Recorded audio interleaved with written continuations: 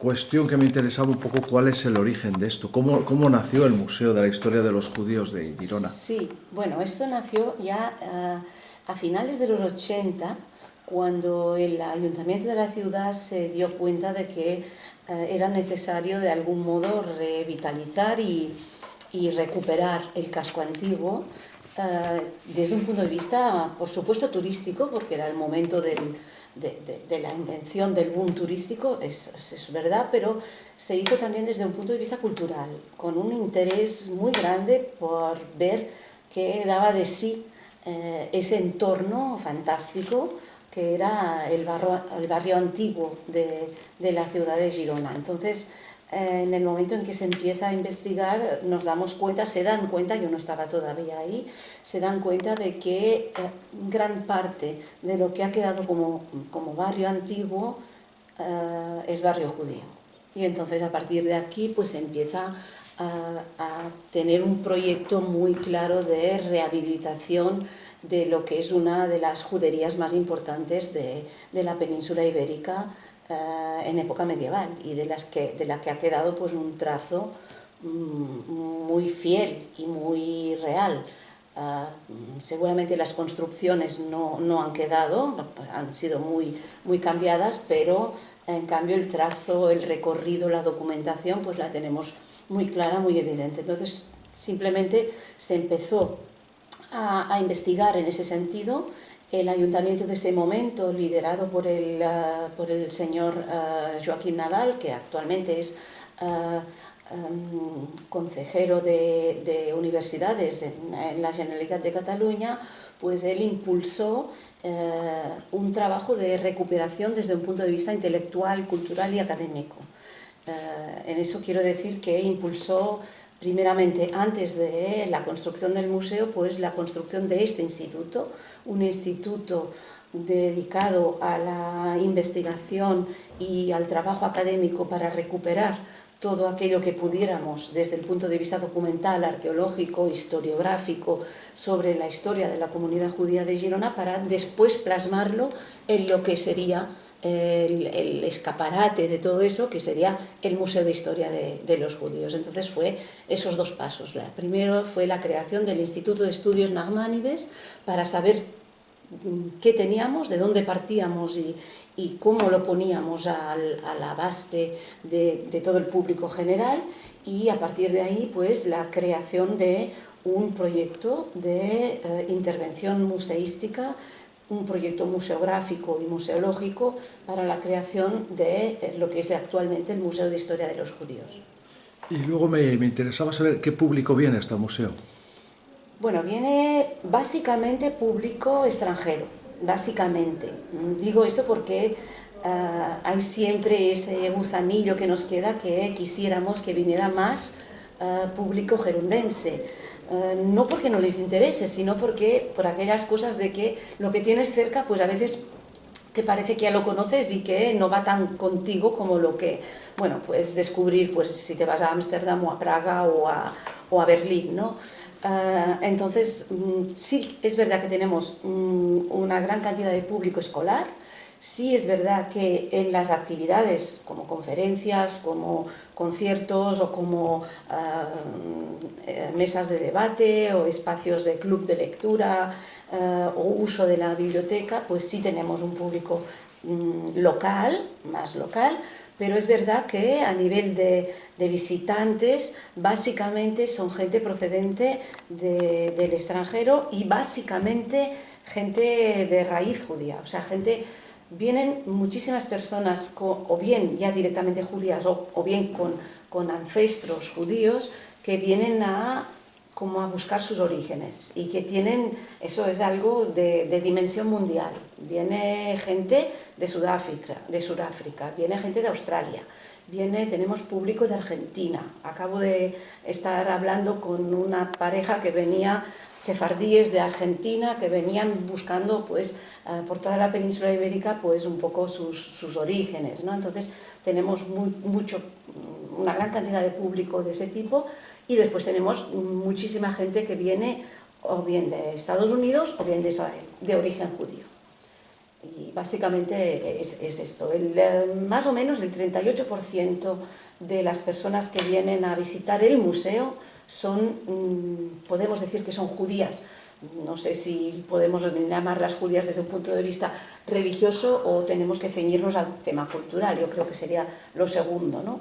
Pero tienen una ascendencia, una cultura, una formación y un conocimiento de lo que es esta afinidad y esta afiliación con la cultura y con la espiritualidad y con el modo de ser judío, y vienen llamadas esas personas por eso, buscando esas raíces. Eso es muy interesante. Y luego te quería preguntar, ¿se conserva algo de la vida judía en Girona? ¿Hay alguna comunidad judía organizada? ¿Hay sefardíes? Porque, por ejemplo, he visitado Béjar, que tiene un museo judío, y no queda nada de todo eso. ¿Aquí se conserva algo? No, de lo que era la comunidad judía original no se conserva nada vivo. Pasaron 500 años y durante estos 500 años hubo un proceso de represión contra esa cultura y contra esa religión muy fuerte. Estamos hablando de tiempos de Inquisición y de tiempos de una imposición de un sistema moral, religioso, católico, apostólico, romano, que no permitía ya, incluso llegando a la época del franquismo, pues evidentemente no se permitía la libertad de culto y eso desaparece. Lo que sí hay es una instalación de una nueva comunidad. Hace ya como unos 5 años que tenemos una nueva comunidad judía funcionando en la ciudad de Girona. Es la comunidad judía de Girona Costa Brava.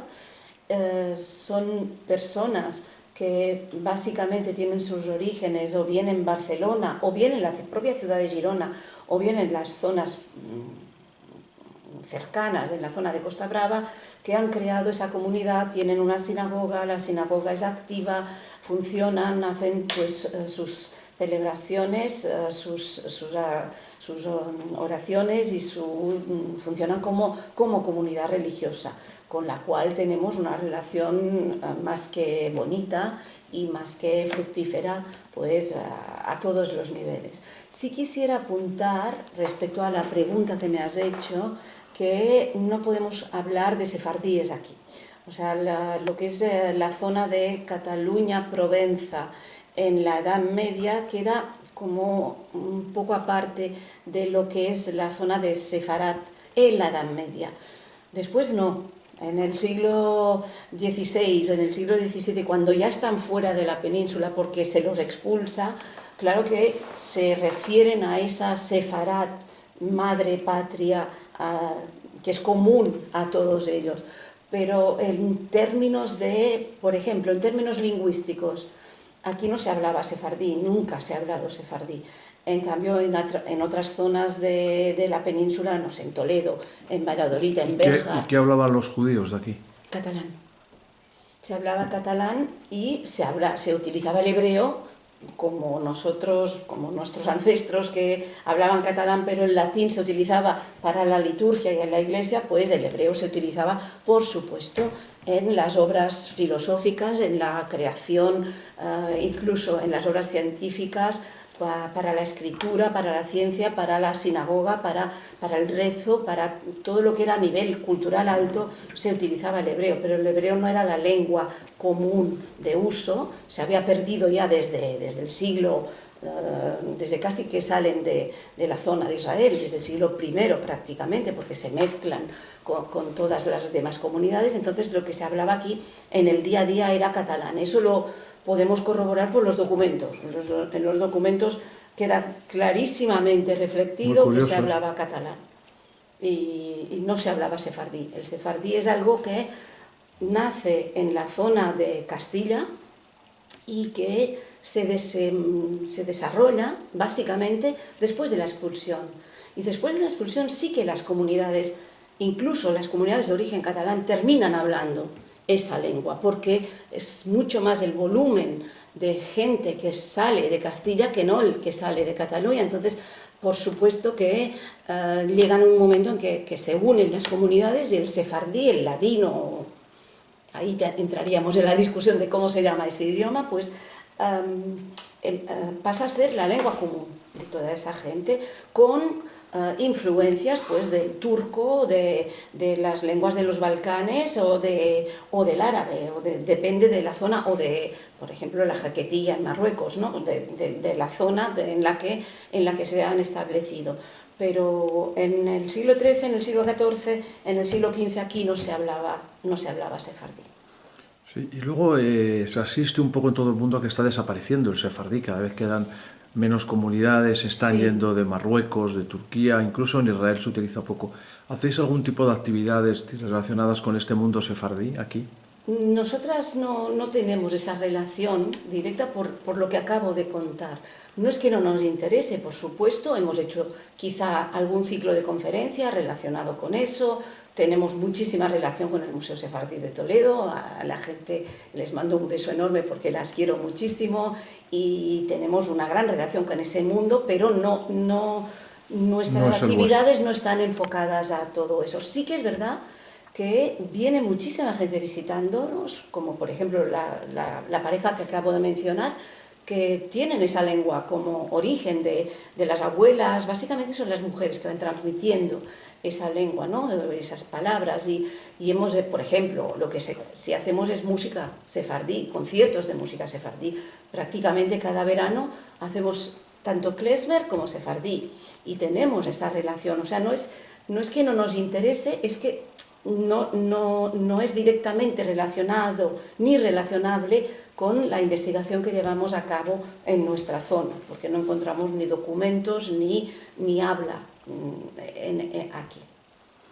Pues muy interesante. Te quería preguntar finalmente qué aporta, digamos, el museo a la ciudad, ¿no?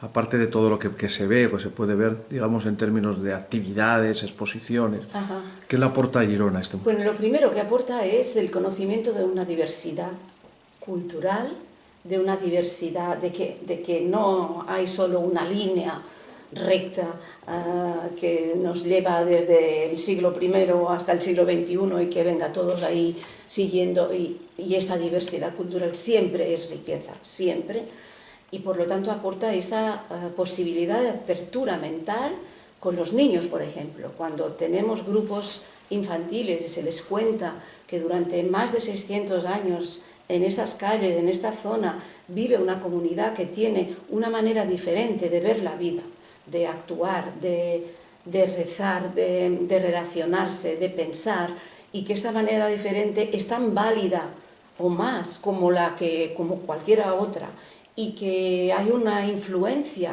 entre esa cultura cristiana y esa cultura judía en momentos pues directamente enfrentadas y directamente en problemática, pero a niveles culturales hay una influencia grande de la cultura judía en la cultura cristiana, y a la inversa también, no lo olvidemos. Entonces esto es bueno, la diversidad siempre es buena, la diversidad bien entendida y respetuosa siempre es buena, con lo cual en principio lo primero que aporta es esto. Lo segundo que aporta es una riqueza de un plus. Somos algo más, tenemos algo más, algo nos distingue. Hay un barrio judío, hay un museo de historia de los judíos, hay una biblioteca, hay un instituto, y hay la posibilidad de adentrarte en esa cultura que para mucha gente es muy desconocida. Hacemos un ciclo de conferencias cada año relacionados siempre con filosofía y pensamiento judío contemporáneo. Entonces es algo que hablamos de Walter Benjamin, de Hannah Arendt, de Simone Weil o de Holocausto, pero es algo relacionado con el mundo contemporáneo, algo que por desgracia pues en la universidad no se estudia y que por desgracia pues es poco conocido. Entonces nosotras damos la oportunidad de que esto sea conocido, y la verdad es que tenemos una respuesta muy buena por parte del público. Y a nivel un poco más lúdico, pues tenemos los conciertos de música, tenemos las actividades infantiles, tenemos los talleres infantiles, y tenemos la posibilidad de el uso de la biblioteca, de la lectura de las novelas, del club de lectura, de los trabajos relacionados con las actividades relacionadas con esa parte más lúdica de la cultura, que también es cultura judía. Por ejemplo, este año vamos a hacer un ciclo de conferencias centrado en el pensamiento de filósofas judías. A veces no caes, pero Judith Butler, que actualmente está tan en boga, pues es judía, es de origen judío.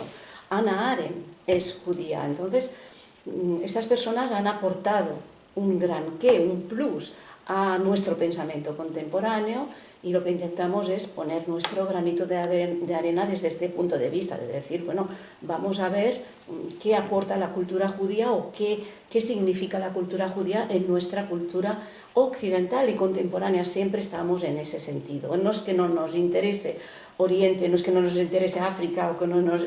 simplemente es que nos ceñimos a lo que tenemos a mano y a lo que más o menos conocemos. Pues eso era todo, muchas gracias. Y me enrollo mucho.